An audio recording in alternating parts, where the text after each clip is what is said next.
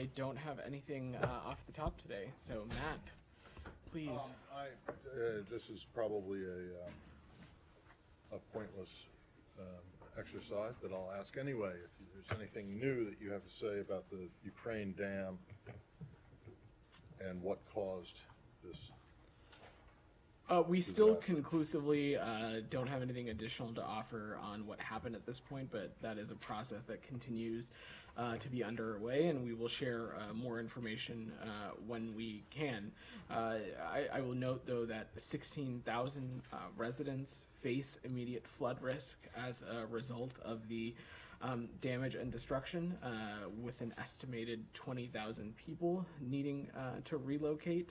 This flooding, as a result of this, puts not only homes, farms, and civilians at risk, but it also creates another challenge to maintaining safety in and around the Zaporizhzhia nuclear power plant, as well as it critically endangering the water supply to southern Ukraine, including Crimea. It additionally impacts the stability of the national power supply and threatens ecological systems and food security as well. But I don't have additional, to your questions about attribution, I don't have any. Okay, but you suggested, at least I think at the beginning, that you would have something to say about it sometime in the future.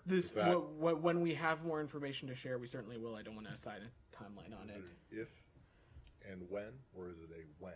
Matt, I'm just look, because we've been through this kind of song and dance before, where you guys have said that, okay, we're going to present stuff, and then we will share information when we can. All right. All right. Can I just pursue that? Is there anything, there's I think new that you're telling us about the attribution, but in terms of the investigation, if you want to call it that, in terms of what's happened? I'm certainly not going to get into internal assessments, and but I will note that we continue to be in close touch with Ukrainian authorities on providing assistance to the civilians displaced, as well as continuing to assess what transpired. Again, it is a deeply alarming, it is a tragic outcome of Russia's full-scale invasion of Ukraine. And so this is something we'll continue to remain deeply engaged on, but I don't have an updated assessment to offer on this. On the same topic, Alex, go ahead. It was last night that the U.S. possesses intel information indicating that Russia is behind it. Can you say anything about that? I'm certainly not going to get into intelligence assessments from up here, and as I told Matt, we don't have any conclusively anything to offer as to what happened, but when we do, we'll make sure to share that information. Given where we are right now, we really regret what's happening, and we can't say who is behind it.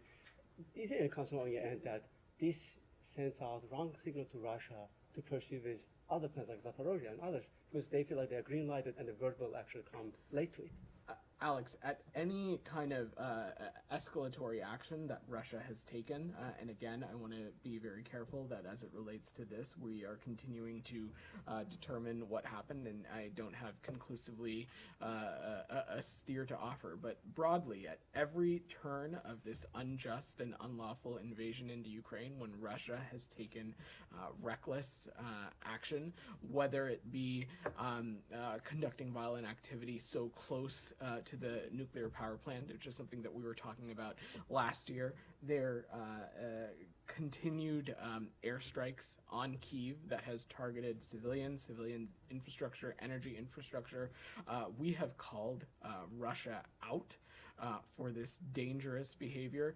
Not only that, we have continued to support our Ukrainian partners in their endeavors to defend their territorial integrity, to defend their sovereignty, and to defend their people. We've also taken steps to hold the Russian Federation accountable. So we are not greenlighting anything. Again. So as I said, this destruction, it was certainly alarming, and we are continuing to look into what transpired. And one more follow-up on this. How much are you guys involved into rescuing efforts, and is there any assessment on how well equipped is Ukraine in terms of addressing the emergencies? We're engaging directly with our Ukrainian partners about ways that we can provide assistance in specifically as it relates to this displacement, but I don't have anything new to offer beyond that. Go ahead, say. Quick follow-up. There was a conversation between the Russian President Vladimir Putin and Erdogan today, and he said that he put the blame squarely on Ukraine, and he said that Ukraine was pushed by those that espouse or claim to espouse certain values, meaning probably you and the West. Do you have any comment on that? I don't. Did you see that? I don't say it. I've not seen those comments. I will say from the U.S. government perspective, we're continuing to assess what conclusively happened. But I will use this opportunity to note that I would take anything President Putin says with a grain of salt. Jenny, go ahead, put your hand up. Oh yeah. Anything else on this before we move away on this topic? Okay, I'll come back to you, Jenny. Go ahead. For a follow-up, President Erdogan proposed to establish an international commission to investigate that incident. And when he spoke with Putin and Zelensky, any involvement from the United States side that Secretary Blinken would call the new Turkish foreign minister to talk on this, because Erdogan proposing that Turkey and United Nations should involve with that commission. Any side from the United States? So first, to take a little bit of a step back, I don't have any call to read out or preview for you. Of course, Turkey is an important partner and NATO ally. I know the Secretary looks forward to speaking with his new counterpart very soon. I don't have a schedule or timeline to offer on when that will happen, other than he looks forward to doing it as soon as possible. Beyond that, the United States is continuing to look into what happened, and we continue to remain in close touch with Ukrainian authorities on this, but I certainly don't have anything to offer on any establishment of an international investigatory body or anything like that. Okay. Can I just pursue this? I mean, Sure. is there anything that's favorable in general to an international program? I think we're getting a little cart before the horse here a little bit, Sean. We're still assessing what exactly transpired, and we are determining what steps we can take to support our Ukrainian partners and those who have been impacted and displaced by the flooding. And so I'm just certainly not going to get ahead of that process. Anything else on this before we move away? Jenny, go ahead. Following up on the Air India flight that was forced to land in Russia yesterday, do you have any updates on how many American citizens were on board, if there's been any outreach from the State Department to those folks? So let me say a couple things. First, we understand that there were less than 50 U.S. citizens aboard that flight. We also understand that a relief aircraft is expected to arrive later today to assist the Air India flight and the passengers continue on with their route. I will defer to Air India to speak to any other specifics about their further movements and any of the technical issues. We are not aware of any outreach from some of these American citizens to our embassy and consular officials in Russia, and so don't have anything additional to offer. And then separately, has there been any communication between officials in this building and the Canadian government on the wildfires that are raging there that are affecting now the United States? Sure. So the U.S. is supporting Canada as it faces extreme wildfires, which, based on our assessments, is on track to be one of the largest natural disasters in Canadian history.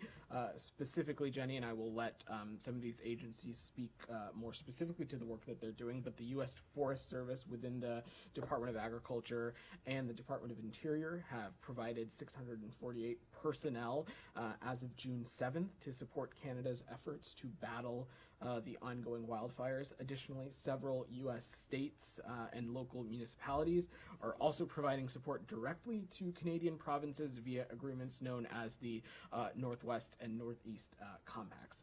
But I will defer to our Forest Service and the Department of Interior to speak to anything more specific. So about. no communications from the I don't have any calls or anything to read out, but certainly as a U.S. government, we are assisting, helping, engaging in the ways that we can. Anything else on this before we move away? All right, Simon, go ahead. On Sudan, firstly, I wonder if you have any update on the status of the talks in Jeddah, whether if there's any new kind of developments on that given the Secretary's visit, but also wanted to ask whether since your colleague Matt had given us an update from the ceasefire monitoring team a couple of weeks ago, I think, or last week, I think it was.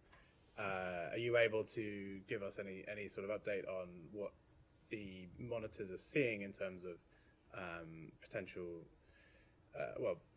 more than potential, but breaches of the ceasefire.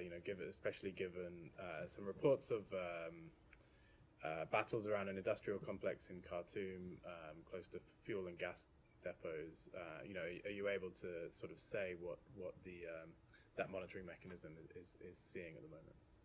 So I'm not going to get into some of the specifics of these monitoring mechanisms and the work that's being undertaken from here. I will note, though, and Jenny asked a similar question yesterday, our belief continues to be that a diplomatic solution is what is needed to resolve a conflict, not a military one. We've continued to press both sides. We have imposed visa restrictions, levied economic sanctions, updated our business advisories, and we stand ready to take further action as well.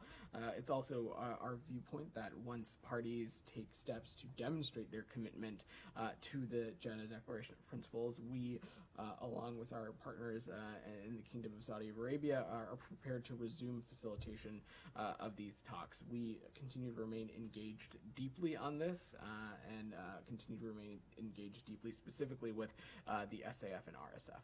But previously, from the podium, there had been this kind of statement about possible breaches of the ceasefire. Obviously that's something that was an ongoing process to look at that. Has there been any conclusion from the U.S. government side? This group breached the ceasefire in this way. I don't have any specific assessments to offer on that from here. I'm going to work through. I'll come back to you, Sean. I promise. Go ahead. Yeah. So just to confirm, peace talks are not resumed in Jeddah. We remain deeply engaged, but the formal resumption of talks has not yet taken place. And on the trip to Saudi Arabia, are there any deliverables that you can kind of talk to that you're hoping to achieve there? I won't get ahead of the secretary, who will have the opportunity to have a press conference tomorrow, if I'm doing my math with the time difference correctly, from Riyadh. But you saw us put out readouts both with the secretary's engagement with the Crown Prince and the foreign minister. And as you've heard us say previously, there is, of course, continues to be a multiplicity of interests as it relates to our relationship with the kingdom, both continuing to pursue a peaceful resolution to the conflict in Yemen, deepening collaboration on a number of areas, whether a security cooperation, trade cooperation, addressing the climate crisis. Of course, the kingdom has also played an integral role in the evacuation of American citizens as the violence in Sudan escalated, and they continue to be important partners as it relates to the Jeddah talks. And these are all things that I know the Secretary raised and discussed in great deal with both the Crown Prince and the Foreign Minister. And he's also there, of course, as you know, to take part in engagements as it relates to the GCC and the de-ISIS ministerial. So I will let the Secretary say more over the duration of his trip. Anything else on the region before we move away? Let me go to Jani. I'll come back to you. Actually, go ahead, DR. Jani, I'll come back to you. Thank you. Yeah. A pro-Iranian group, Ashab al-Kahf, vows to resume their struggle to expel the U.S. troops in Iraq, and saying in a statement that this time they are preparing for something way different and big. And also 2 more Lebanese Hezbollah armed wings established in Iraq since last month. Does the U.S. take these threats seriously, and how do you deal with the situation in Iraq that the Iranian proxies have seized the power in Baghdad on getting the state? So we, of course, take threats seriously, and our number one priority continues to be the safety of our personnel abroad. We also continue to be immensely concerned about Iranian influence that undermines the stability and integrity of not just the region, but of Iraq's sovereignty and its national institutions, as well as the well-being of the Iraqi people. We continue to support Iraq's sovereignty, and we continue to partner with Iraq to strengthen its state institutions as well. Sure. Bashar Assad Syria is returning to the regional arena and going forward with normalizing its relations with the countries in the region. Does the U.S. support the idea of the U.S.-backed Kurdish administration in Syria to forge a formal relations with Damascus and also to secure their future of the semi-autonomous region with Bashar Assad regime? How have you given the Kurds green light to go back to Damascus? So we do not support the creation of a separate state in northeast Syria. We believe that the durable stability in Syria and the greater region can only be achieved in a process that we believe represents the will of the Syrian people, and that is what is outlined through UN Security Council Resolution 2254. The Secretary and others in this building have made our position quite clear that we don't support normalization with the Assad regime without authentic progress that is consistent with Resolution 2254. Janie, go ahead. Thank you, Vedant. Regarding the stability of contaminated water in Fukushima, Japan, what concerns do the United States have about the safety of this charge of radioactively contaminated water in Fukushima, Japan? I don't have any specifics on this, Jenny. I would have to check with the team, and then we can get back with you. It is, of course, something that we would continue to remain engaged on with our Japanese and ROK partners, but I'll check with the team, see if we have anything specific. The IAEA's inspections into this. Yeah, I'm happy to check with the team and get back to you, Jenny. I have another one on the North Korea's cyber hacking, and how is the U.S. responding to North Korea's cryptocurrency and the cyber hacking? And can you tell us more about its recent achievement? Janie, we have not hesitated to take action as it relates to any of the malign and destabilizing actions that the DPRK has taken, whether it be their ballistic missiles program, but also other destabilizing and malign activities, whether it be its egregious violations of human rights, but also threats in the cyberspace as well. And we continue to work in close coordination bilaterally and trilaterally with the ROK and Japan, and will continue to do so. Go ahead in the back. Yeah. Haaretz today reported, citing Israeli defense officials, that an interim deal with Iran is imminent and it's advancing faster than expected. Any reaction? Any explanation? I'm certainly not going to respond to rumors or leaks of diplomatic conversations, which, of course, have a tendency to be false and misleading. You have heard me, you've heard the Secretary, you've heard President Biden speak quite clearly that the U.S. is committed to never allowing Iran to acquire a nuclear weapon. We continue to believe that diplomacy is the best way to achieve that goal on a verifiable and durable basis. The President has also been clear, as has the Secretary, that we've not removed any option from the table, and so I will just leave it at that. Okay, and on Board of Governors meeting, in her statement, Laura Holgate, U.S. Ambassador to Vienna, is saying that Marivan case, Marivan is one of those 3 suspicious sites, is not closed, and the Iranian side explanation does not constitute a closure.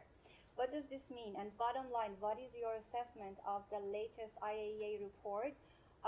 Is Iran cooperating? They are not cooperating, because the statement is not what we were talking about a few days ago when the quarterly report came out.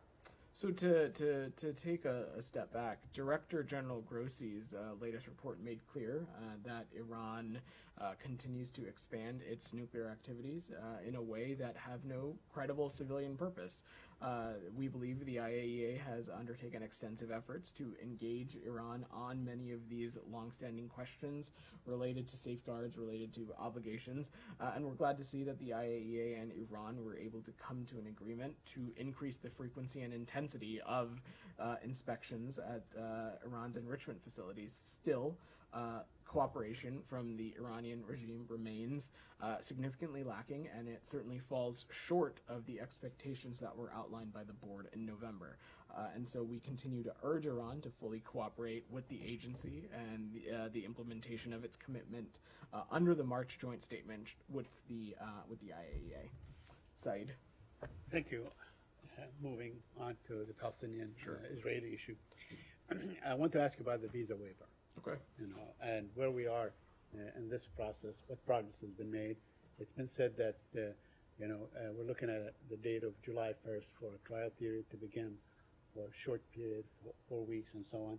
So if you could clarify all that, and it's, you know, I mean, it also is alleged that the American ambassador Tom Nides is basically going over the head of the State Department and DHS directly to the White House because he's negotiating, you know, a watered-down version on what reciprocity means for Palestinian Americans. So if you could really explain this to us, you know, what role is basically the U.S. Embassy in Israel is playing. Just go on. I mean, I have many more questions, but I'll you know, settle for Thanks, this Saeed. portion. So first, I'm certainly not going to engage in any Diplo-town gossip as it relates to the engagement of anybody on what we think is a very important issue as it relates to our relationship with our Israeli partners. Of course, this is something that Ambassador Nides, this department, many across the interagency are deeply engaged on, and it's something that we are working in direct tandem with all of the relevant entities to have a resolution. Broadly, though, Saeed, I don't have any announcement to make as it relates to a potential pilot program or travel program. I don't have anything to announce as it relates to that. But you've heard me be quite clear about this. To us, reciprocity means extending reciprocal privileges to all U.S. citizens and nationals, all of them, including Palestinian and Arab Americans, to travel to and throughout Israel. This, as I said, includes Americans on the Palestinian population registry. It's our viewpoint that what we want this to be is that visa reciprocity in the visa waiver program would mean that, as a general principle, any American, that includes Palestinian and Arab Americans, will be able to travel visa-free to Israel for a short-term stay up to 90 days. They will be able to enter Israel without any hindrance through any port of entry, including Ben Gurion Airport, travel to any location in Israel, as well as transiting through Israel to and from the West Bank. And as I said, this includes all American citizens and nationals. So it doesn't mean that, you know, including some sort of concessions to the Palestinians, like the G4, whatever it is. That is totally independent. I'm telling you what reciprocity means to us. All right. Let me ask you about. Before you leave that, though, I mean, American citizens, if they aren't Palestinian Americans, other non-Palestinian Americans, already have visa-free travel to Israel. Isn't the reciprocity in this case the bigger amount in terms of numbers of people? Isn't it allowing Israeli citizens to come into the U.S. without a visa? What do you mean?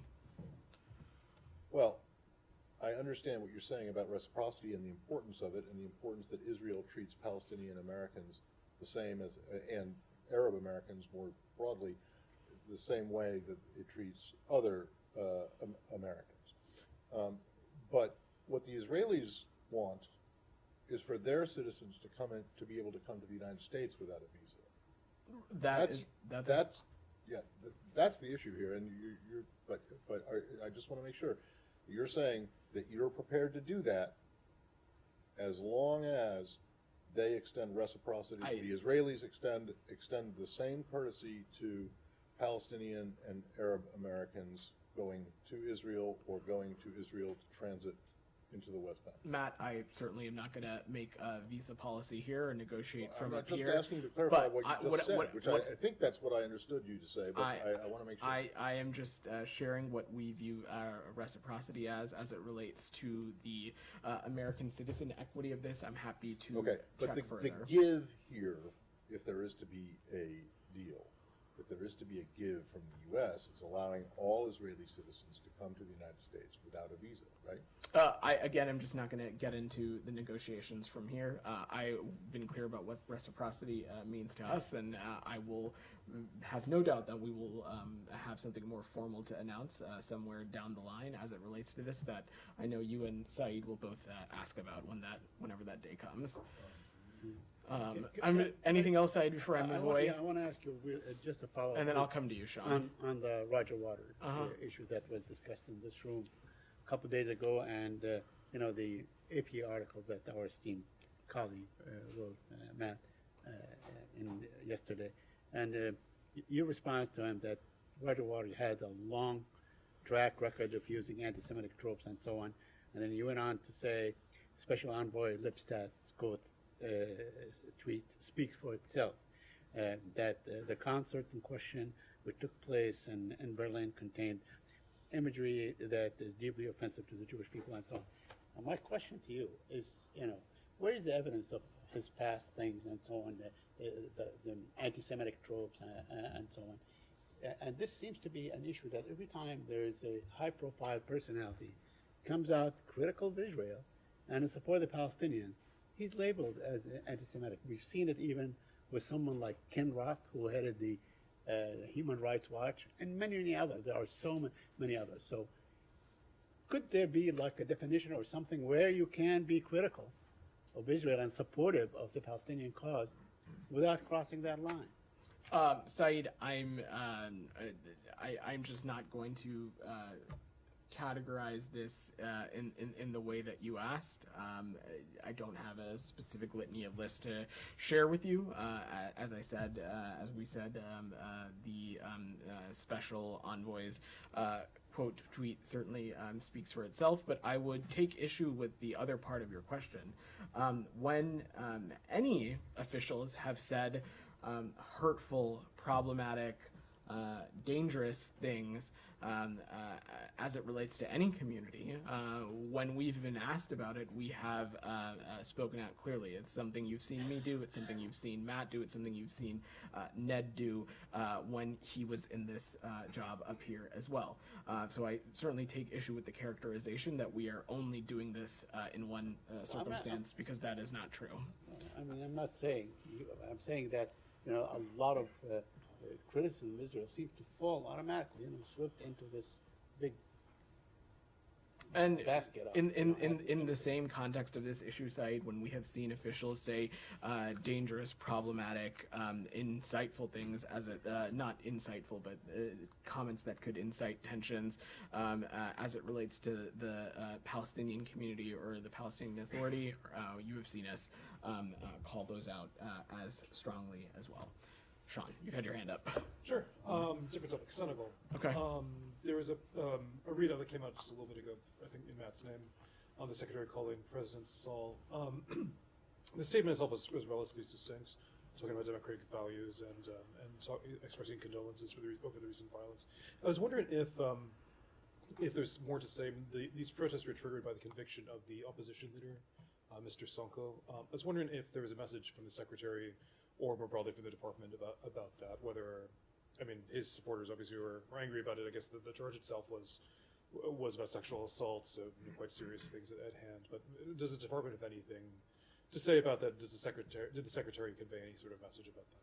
So I'm certainly not going to get into the specifics of the diplomatic conversation beyond what was in the readout, but as a friend and partner to Senegal, the U.S., we continue to be troubled and saddened by the violence and damage that we have witnessed in various parts of Senegal. We offer our deep condolences to the families and friends of those who have died, and we wish a quick recovery to those injured. Senegal's strong record of democratic government and peaceful coexistence is something for which the Senegalese people should be rightfully proud, and we continue to urge all parties to voice their views in a way that is peaceful and encourage the government to protect the rights of freedom of expression. But I don't have anything else. Sure, just follow up. Their election's coming up, and part of the critique of the protesters is this an effort to exclude the opposition candidate. Did the Secretary have any message on that about the conduct of upcoming elections? So again, I'm not going to get into the specifics of the conversation, but it is the role of the Senegalese institutions to evaluate these allegations and evidence. And as a friend and partner to the country, we will continue to promote respect for the rule of law and democratic principles. Okay, go ahead. Hey, thanks. Liam Cosgrove with the Gray Zone. I just wanted to get your response to a recent article by Columbia University professor Jeffrey Sachs at the end of May. He's challenging this notion that Russia's invasion of Ukraine was completely unprovoked, which is a common Biden administration kind of talking point, and I'll just summarize his arguments and you can respond. He says, quote, "The National Archives show irrefutably that the U.S. and German governments repeatedly promised Soviet President Mikhail Gorbachev that NATO would not move 1 inch eastward when the Soviet Union disbanded." And then obviously several administrations broke that promise, but Biden administration started bringing it up to their doorstep when in September 2021, they released a statement that we're working with Ukraine to bring them into NATO. We provided Ukraine with weapons and did joint military operations with NATO and Ukrainian forces. So the standard response is always kind of, well, it's a voluntary organization and it's kind of up to each nation whether they want to join, and the U.S. is kind of hands off. But which is true. It is a collective alliance, and it is an alliance decision under the auspices of the open door policy to determine its membership. It's not a U.S. decision alone. But okay, continue. Sachs's kind of illustration of why he disagrees with that is he points to a internal memo from William Burns, who's now the CIA director, but at the time during the Bush administration he was the ambassador to Russia, and he's talking with Condoleezza Rice, Secretary of State. And he says, I'm speaking to Russian officials here and experts, and they're really concerned about this NATO push, that it's stoking, specifically in Ukraine, a strong civil divide between the West and the ethnic Russians in the East, and that Russia's concerned it's going to spark a literal civil war. And then I'm quoting William Burns here, Russia would have to decide whether to intervene, a decision Russia does not want to have to face. So from William Burns' perspective, Russia did not want this war, but it was our policies that were kind of evoking this response from them. And that turned out to be exactly what happened when under Poroshenko, that for almost a decade, there was this civil war in the East. And we were kind of backing on the side of Poroshenko. How would you? I just take issue with this entire characterization. There is this invasion, these unjust, unlawful, illegal acts that we're seeing the Russian Federation undertake. There is no reason to make attempts to erase the borders of a neighboring country, and that's what we're seeing. And what we're continue to see is the Russian Federation unleash strikes, missiles on civilians, on Kyiv, on energy infrastructure, on civilian infrastructure. So there is absolutely no policy, nothing that has been undertaken by the United States or Ukraine, for that matter, that would justify or sanction these kinds of actions as acceptable. And that is why we will continue to support our Ukrainian partners. You've seen us continue to do so, and we'll continue to hold the Russian Federation accountable as well. Just to clarify, Sachs was not saying it was justified. He was just saying that the U.S. did play a role in provoking it.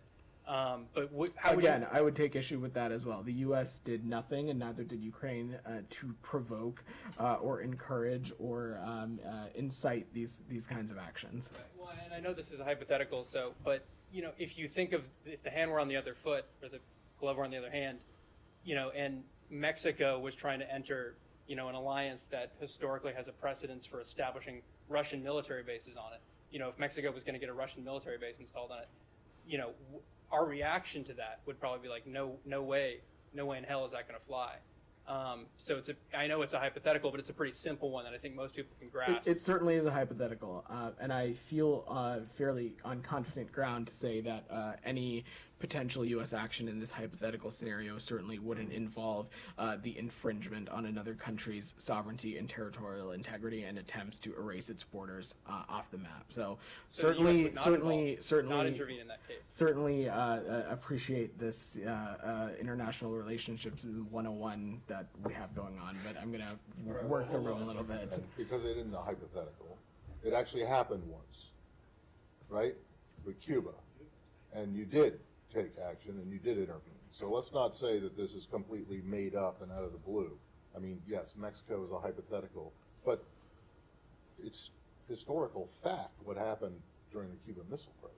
I'm not disputing historical fact, Matt. I think what we're talking about don't is just say that it's a hypothetical and blow the question off because you don't find it comfortable to answer it. That's not. I mean, whether or not the argument that he's representing from Dr. Sachs or whoever it is is accurate, or whether you agree with it or not. I mean, it's not just made up out of whole cloth. I'm certainly not saying it's made up. What I am saying is that there is no justification for attempts to erase another country's borders, which is certainly not what even, again, you know I don't like getting into AP US history from up here, but it is also not what transpired during the Cuban Missile Crisis I'm assuming either. you mean advanced placement in U.S. history and not associated precedent. No. Well, I guess in this case it could work both ways. You've had your hand up patiently in the back. Go ahead. Just Ukraine and diplomacy. I want to know if you guys have talked to Vatican diplomats after Cardinal Zuppi meeting with Zelensky, and what is your expectation for diplomatic efforts led by the Vatican? And if I may, a second question, just a little bit different. On Monday, Secretary Blinken will meet with Italian Foreign Minister Tajani here at State Department. Can you give us a preview on the main topics they're going to talk about? I'm certainly not going to get ahead of the schedule, and we'll have more to announce about next week as we get closer. But as it relates to the first part of your question, we of course remain deeply engaged and in close touch with the diplomats at the Holy See. Of course, our ambassador Donnelly continues to remain in close touch. I'm certainly not going to get into specifics of any diplomatic engagements, but broadly, of course, we have continued to see a number of countries put forward peace plans. Resolution plans as it relates to the conflict in Ukraine. And I will just say again that no one wants this war to end more than the Ukrainians. But ultimately, it is for Russia to decide whether they will engage in good faith to this diplomacy or not. Russia has continued to not show any desire for engagement, and instead they have taken actions that are escalatory, that have harmed civilians, harmed civilian infrastructure, energy infrastructure, targeted hospitals, apartment buildings.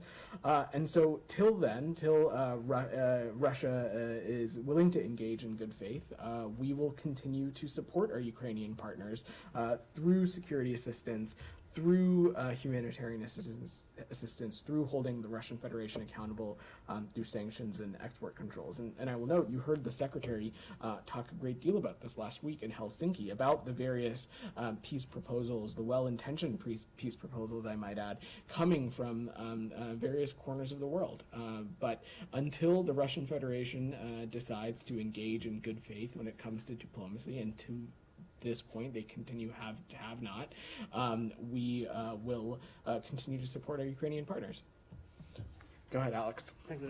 On South Caucasus, I have two human rights related questions. Before we enter there, as the foreign ministers of Azerbaijan and Armenia are headed to Washington next week, just wondering if there's any kind of sense on your end that this time around they might actually achieve something meaningful. Well, Alex, I'm certainly not going to confirm or offer any insight into the schedule or any potential dates beyond just saying that we, of course, as you heard me talk about earlier this week, we look forward to hosting another round of talks in Washington as the parties continue to pursue a peaceful future in the South Caucasus region.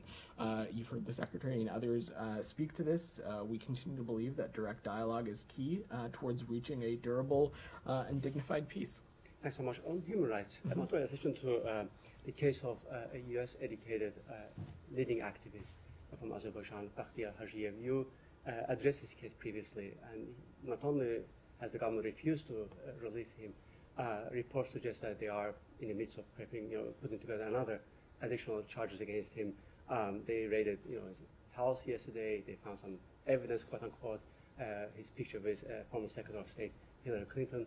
I'm just wondering if you have anything to say about that. His lawyer visited him today and reported that he needs additional help, so he's traumatized. We're aware of the reports of the continued investigation of Mr. Hajiev, and we continue to closely follow his case and call for his expeditious release. We remain strongly committed to advancing respect for human rights and fundamental freedoms, and we urge the government to respect its citizens' rights, including the right to express views peacefully. Thanks so much. And one follow-up. You might want to take this one. You guys have launched a very interesting initiative earlier this year, Without Just Cause initiative. That's one of the tools in your toolkit to prioritize this sort of cases. I noticed a few of 20 cases have already been successfully achieved the success. Basically, they got released. But I don't see any update on the website. So what is the strategy here? Are you planning to adopt new cases, or this was just one-time thing? And if you are, what are the criteria, for instance, to adopt cases such as Bakhtiar Hashiyev now that another journey activist has been released? I'm happy to look into that for you, Alex, and we can check in with the team. Go ahead in the back. Thank you. Despite of many differences, both Bangladesh and U.S. developed a strong counterterrorism cooperation. Recently, Bangladesh achieved a spectacular success dealing with terrorist threats. Now, according to the Global Terrorism Index 2023, Bangladesh tremendously improved its position. How would the U.S. evaluate the role of Bangladesh, and does the Biden administration have any new plan to boost its engagement for counterterrorism in Bangladesh? So, of course, this is an issue that continues to be of importance to us. I've spoken about this a great deal to some of your colleagues, but last year we celebrated an anniversary as it relates to our bilateral relationship with Bangladesh, and this year, in 2023, we look forward to deepening that relationship, and there are a number of areas in which we intend to deepen that cooperation. One of them, of course, is the opportunity for security cooperation with Bangladesh. But in addition to security cooperation, there of course continues to be potential for deepening our cooperation on climate issues, on trade issues, and many other issues of the like. All right, thanks everybody.